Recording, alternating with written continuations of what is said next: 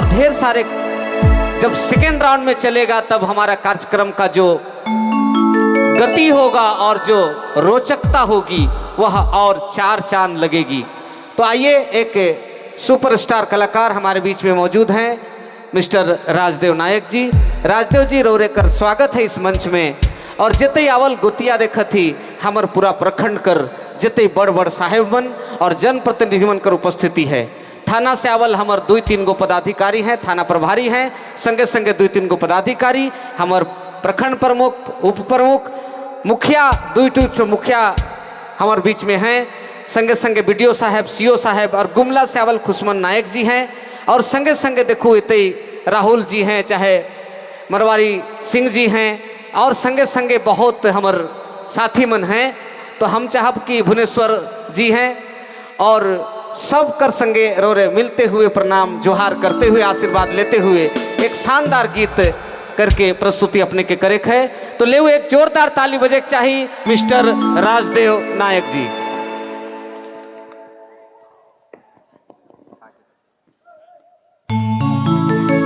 Hello, चलो आदरणीय जितना भी अतिथि आवल है यहाँ सबको के हम झारखंडी जोहार करत ही, और आदरणीय हमर यहाँ कर जितना भी कमेटी भाई मन है सबके हम प्रणाम करत ही। चलू और बनकर बीच में एक जोड़ा गीत लेके आवत ही, और हमके सुने के माई है कि यहाँ कर जो वीडियो हीरो रे मन बहुत ज़्यादा डांस करेला और बहुत प्यार देवेला, उसका हम जानत ही। चलो शुरुआत करत ही। हे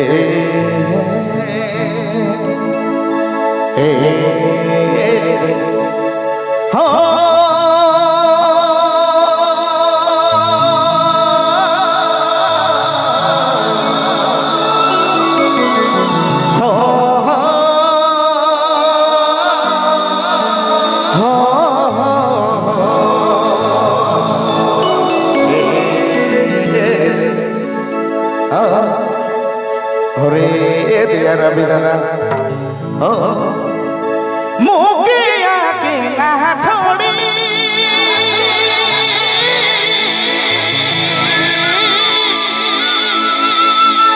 मुकिया के ना छोड़ी दिल दिल तोड़ी रानी रे तोरे बिना रे मोके लागते तो उदास रानी रे तोर बिना जीवू मैं कैसे सोना रे। चलो सबको के हम यही गाना से शुरुआत करते हैं, और हम चाप के सबसे हाथ जोड़ के और ताली बजे बजे ये गाना कर मजा लेते हैं।